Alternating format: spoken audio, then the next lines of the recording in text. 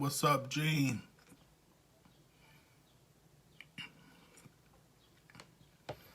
What's just jumped in? Hey, Angela, how you doing? Look, you just as big, you just as fat as me now, boy.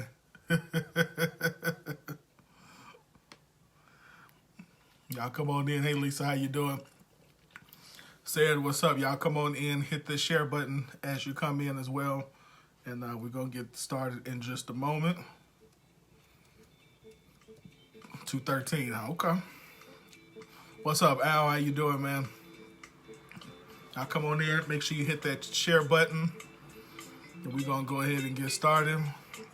I'm not 213, Gene. I'm more like 312. But that's all right. Angela, hey. Talking about a young man. Well, that's good. That's what's up. Make sure you hit that. You let them know. You let them know if there's any additional information, or shoot him my way if he needs any help. Zion, how you doing? Preacher. We'll get started in just a second. So hope you guys have having a good week as well.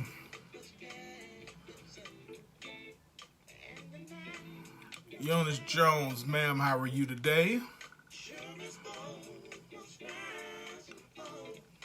Again, if you guys come in, make sure you hit that share button and say hello as well. And throughout this broadcast, if you have any questions, feel free to drop them in the comments. Or if you have a private question that you don't feel like you want to answer, that you don't want to ask me in a public setting, please feel free. Please feel free to let me know, or just inbox me or email me at themoneymentor1@gmail.com. themoneymentor1@gmail.com. What does a person have to do to not be able to get a check? I'm gonna tell you in just a second. All right. So I think I've given people enough time to jump on. Again, if you hit the share button, I appreciate it. National Bank doesn't go by checks. Okay, so we're gonna jump into the yes, that's correct. That's probably correct because they're actually on the list. So again, for those who don't know, I'm Winfred Burns. I'm the Money Mentor. One of the things I do, besides being the CEO of Global Drive Network, is I am again, I have a degree in finance. My background is in banking, so I teach individuals, companies, corporations how to eliminate debt, how to become more profitable, how to invest, and things like that. So today I want to talk about, again, some options for people who cannot get a checking account or think they can't get a checking account. So let me first answer Zion's question, which goes right into where I was initially going to go. So for someone to not be able to get a checking account, it's because they've either never had any credit or have bad credit, or depending on the financial institution, they are in what's called check systems. So check systems is a system that you are put in when you have a checking account or savings account and you overdraw the account and you never pay it back. So, sorry, I was getting a call. What banks do is when your bank account overdraws, they'll charge you overdraft fees, and it'll stay negative for a certain amount of time. After that time period, they have to close the account, and they close it with a negative balance. Then they send you to what's called check systems, and check systems would be like your credit report for checking accounts. So when you go to open up another checking account, most banks, not all, run a check systems search. And as they do a check system search, if it comes up that you are on there, and this is a financial institution that uses check systems, then they will deny you access to a checking account. And so that's how you're unable to get a checking account. Again, it depends on how that financial institution makes their decisions as to who they're going to accept and who they're not. And when I say financial institutions, because banks, credit unions, community banks, thrift and savings, all of them in some form of shape either use check systems or some form of vetting process that they determine who's going to be a customer or a member, depending on the financial institution. So that's how you get it. Now, before I jump into this, let me also say, if you are in check systems, and this is a little nugget for those who don't know, you can get out of check systems. Check systems, typically, the standard check systems is if you're in there, you're in it for 7 years, just like your credit report. You're in there for 7 years. You can't get an account, in theory, anyplace else. But check systems, like your credit report, there is a way to get out of it.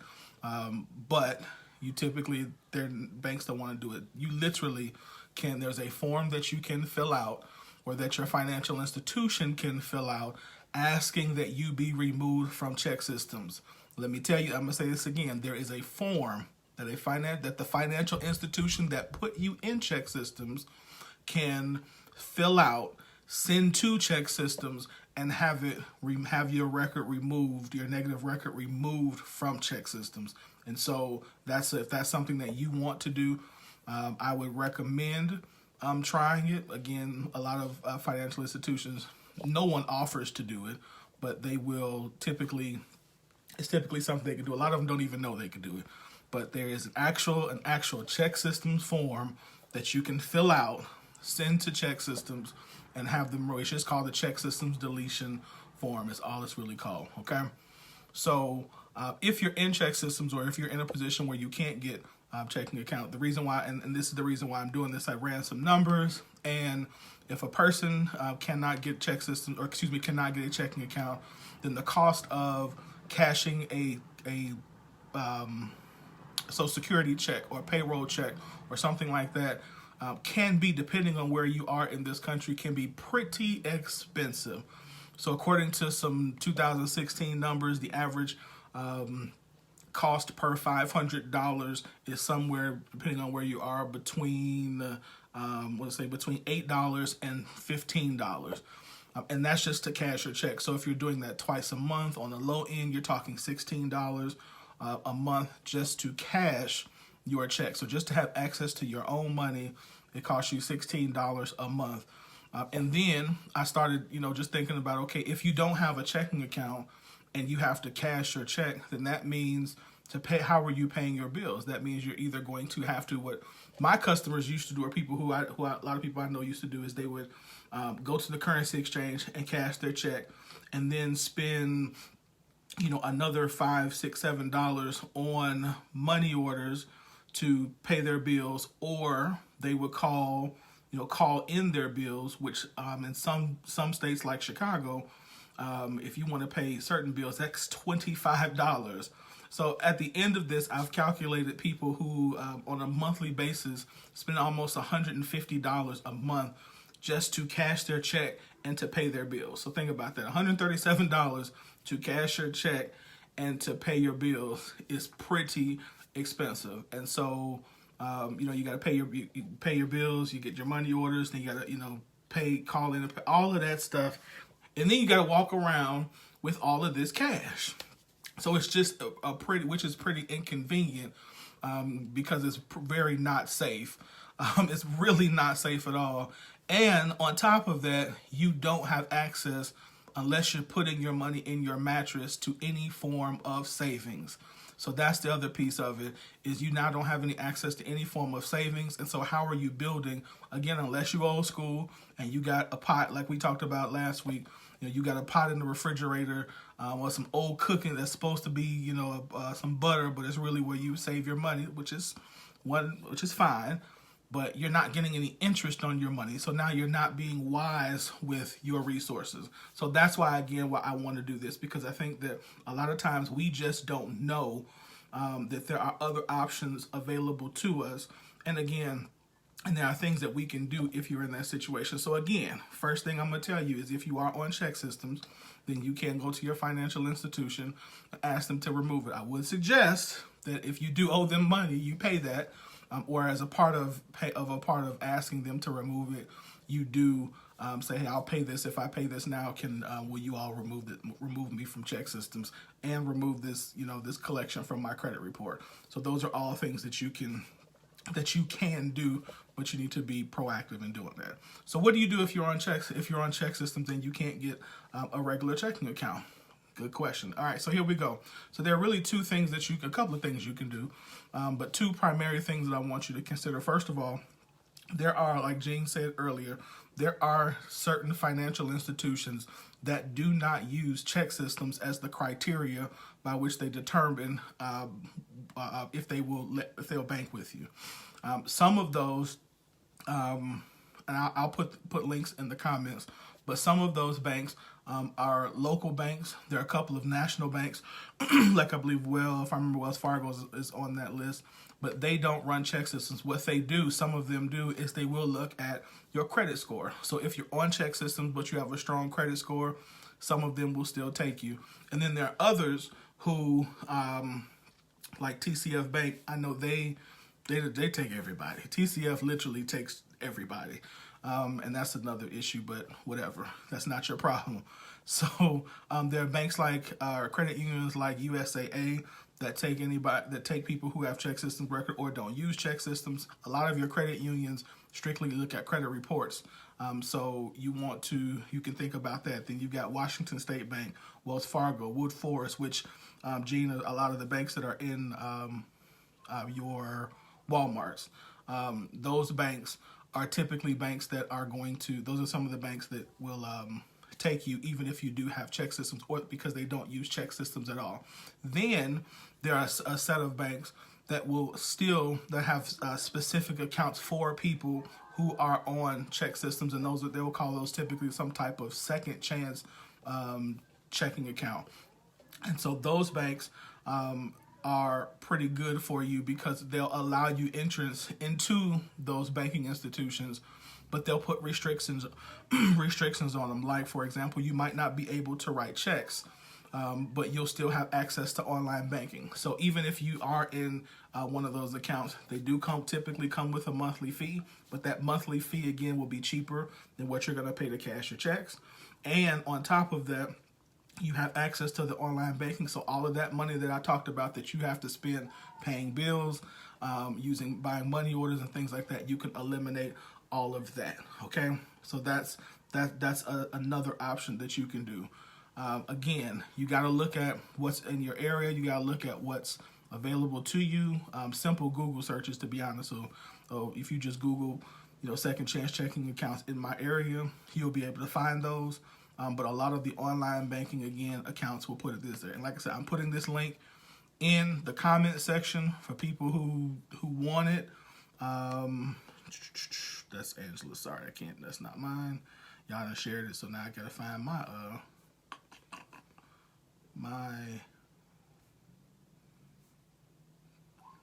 Okay, there we go. I think that's it. So yeah, so the link, I put the link in the comment section. But again, that's one thing that you can definitely do and that we should really consider. Also, One United Bank, which is the largest owned black bank in the country. They have, again, the same thing, same service they offer for people who are on check systems or who can't get into checking accounts, who can't get checking accounts. They have services for you as well. And here's the other part of this.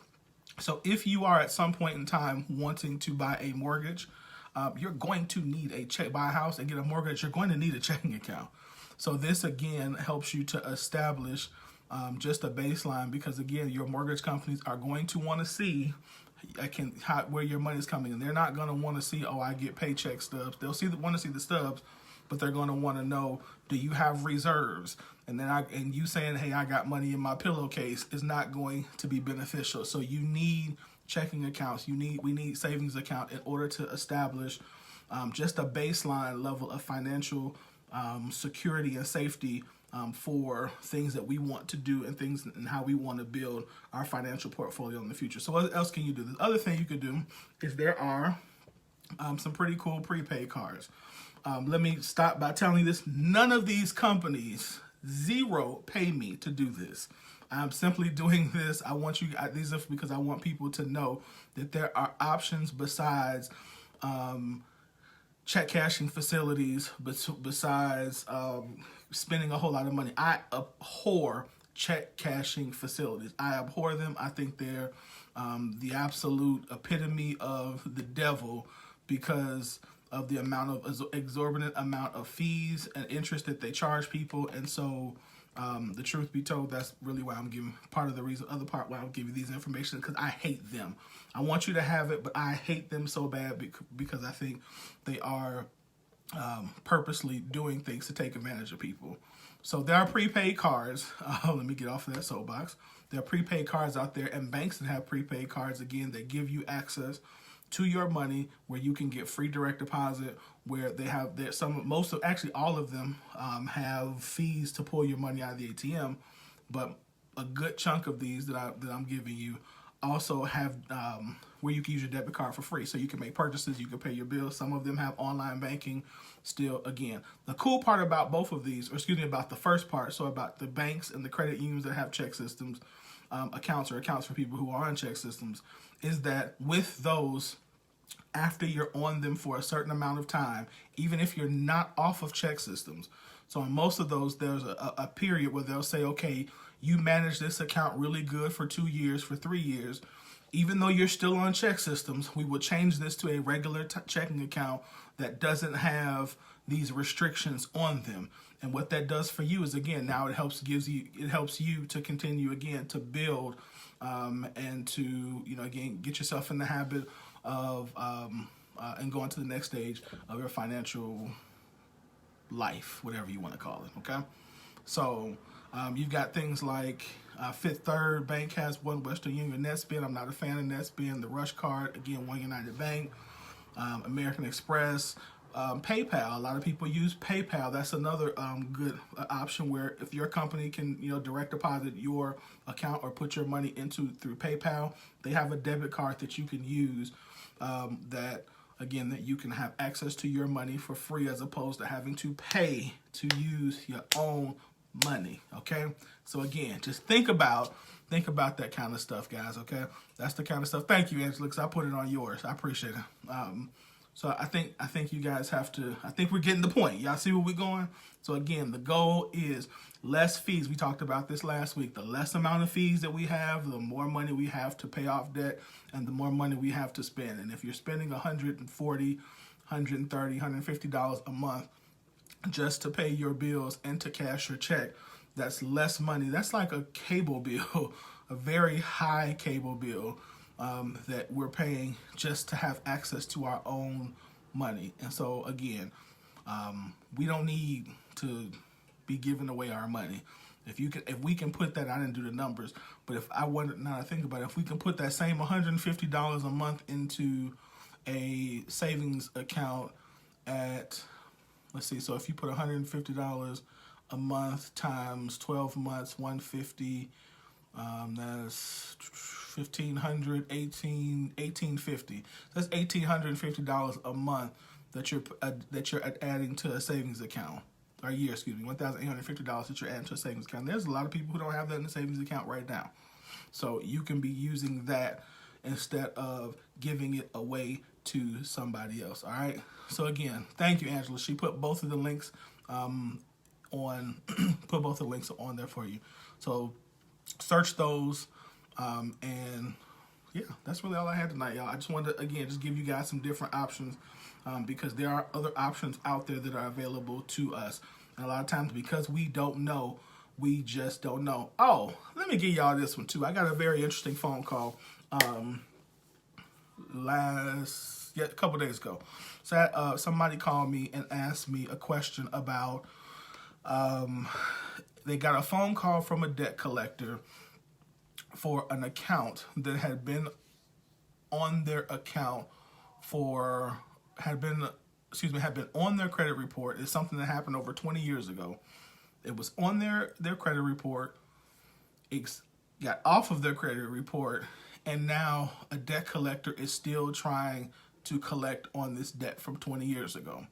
Let me tell y'all something. If something like that ever happens to you, the worst thing you can do is to validate this item. This person who called me was trying to debate and argue with the debt collector as to whether or not it was supposed to be paid and all that kind of stuff, and how it was already taken off their credit report. Yada, yada. Don't waste your energy going through any of that rigmarole. If it's been off, because what happens is there's a certain amount of time period that they can collect, and if they don't, they write it. It's written off. And before it gets written off, what the debt collecting agency will do is they will sell it to another debt collection agency. If you, as the person who they say is the debt is on, validates, meaning says, yes, this is mine, this is something I've done, then that whole period that they have to validate you or to try to come collect from you starts all over again. Okay? So anytime somebody calls, there are three things that you want to say.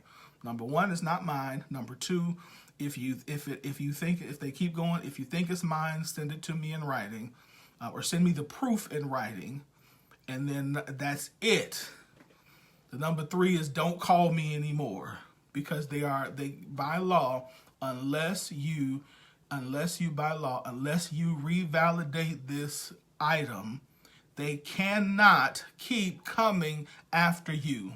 But because we don't know any better, and because we don't know the laws, and because we don't know the rules, then they're going to keep picking on us. Now, am I saying don't pay your debts, pay your bills? I'm not saying any of that. What I'm saying is, by law, they got 7 years. And if they didn't get it in 7 years, do not give them another 7 years to harass you. That's all I'm saying. I'll leave it at that. So, you're trying to get you a credit card? Is that what you're trying to say, Kevin? You're trying to get a credit card? You're welcome, Lisa. And if you're trying to say, Kevin, that you want a credit card, there are also credit cards for people, and I was going to do this next week, for people who have bad credit or low credit or whatever, or no credit. There are also credit cards out there. If you don't want to wait till the next time I do this, which probably will be next week, then you can, again, a lot of the stuff you can just Google search it, and it'll tell you companies that do have credit cards for people who have who don't have good credit. But again, I'm going to encourage you again, if you have not done my Money Mentor Makeover, or you haven't, hey, David Brock, how you doing? Or you haven't done the DIY Fix Your Credit, even though you can get these checking accounts, y'all, do these courses that I have, because ultimately, again, having good credit and having a checking account is great, but we also want to have good credit. So take the courses, y'all. Take the courses, spend the time, spend the money to learn how to do this. Because if you learn how to do it, then stuff like what happened to the person who called me would not be an issue, because he simply, I don't have credit, never have. Not again, if you've never needed it, okay, there's some people, fine. But yeah, if you don't have credit, then again, you'll be treated, depending on the scenario, like somebody who has decent credit, or you'll have to establish credit in order to get it, depending on what you're trying to buy. So, again, not a bad thing, depending on your situation. There are people like Dave Ramsey who will tell you that they think that credit is not necessary. Okay, that's, if that's his opinion, that's fine. In a perfect world, no, you wouldn't need credit, but yeah. I'll leave it at that. So, yeah. But, yeah, so if you haven't taken my DIY course, or you haven't taken my Ready to Buy Money Mentor Makeover course, then sign that. Honestly, Brock's Old School Show at 8 p.m. All right. Yes, y'all are invited to David Brock's Old School Show. He is one of David Brock. If y'all don't know who he is a legendary pianist and musician. So yes, he's bad. So all right, y'all. That's all I really had. Again, if you have any questions, you can always email me at themoneymentor1@gmail.com, or you can inbox me on Facebook, or DM me. You can, or DM me if it's on Instagram. All right, y'all. I'll talk to y'all later. Have a good night. I hope this was really beneficial and helpful for you.